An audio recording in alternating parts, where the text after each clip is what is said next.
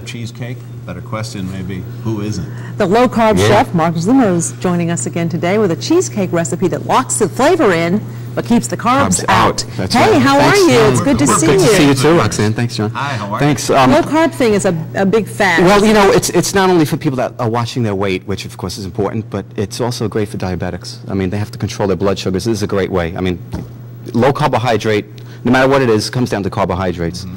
That's what you have to control your glucose. As well, right? Yes, I have Sweet Balance here. That's it's a new one. It's 100% natural. It's made from kiwis and Same it's concentrated. proportion? No, actually, you only use 1/15 the amount of what you'd use in regular sugar, but it's real strong, like 15 times the strength of sugar. So. But low-carb doesn't always mean low-fat, does it? No. You need fat. We need fat to exist. So don't be afraid of fat. When you take out the carbohydrate, the fat has to be there. If you take out the fat, you have to put in something else. More than likely, it's going to be carbohydrate. Okay. So that's All right. simple as that. Now, with our pastry crust, I got nuts here. Any type of nuts that you like. If you can see some of the nuts in there, you grind them up really good in a food processor. I use like 5 pounds at a time. Just grind them up and roast them and get them really toasted and pure in a food processor with a steel blade. Get them real fine, almost like a powder. And that will be some of your basis of between the pastry flour.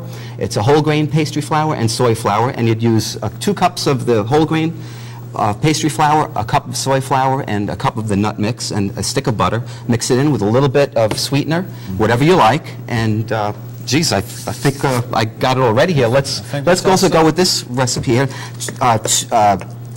4 pounds of ricotta cheese, okay, and what we're going to do is put some of the Sweet Balance in there. This equals to about a cup. Really? Put that in. Just that little amount. Wow. Now, eggs, 4 whole eggs.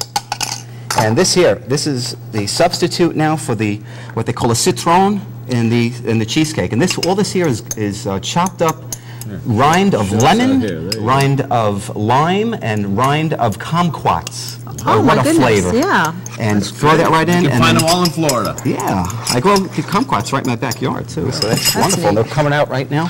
1/8 of a teaspoon of lemon extract, 1/8 of a teaspoon of orange extract, and 1/8 of a teaspoon of the almond extract. And John, if you want to throw a little bit of that vanilla there too. All right, you're we'll good mix with this that all 1/8. together. How much am I Just a doing little, of nice little vanilla's squirt in there. great, yeah. And There's 4 ounces of sour cream. Mix that all up, Rox, and we'll put it right in the show.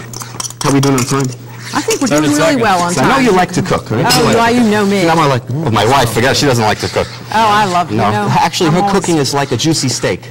Rarely done. Rarely done. Bada bing. If you would like Mark's recipe for low-carb Italian cheesecake, send a self-addressed stamped envelope to the Low-Carb Chef in care of the station. That's P.O. Box 510, Palm Beach, Florida, 33480. Take my wife, please. Your wife's in the control room, by the way, today. She's going to kill me. We'll be Thank you, back. Mark. We'll see you next time. Thanks. Thank you very much. We'll be back in just a moment.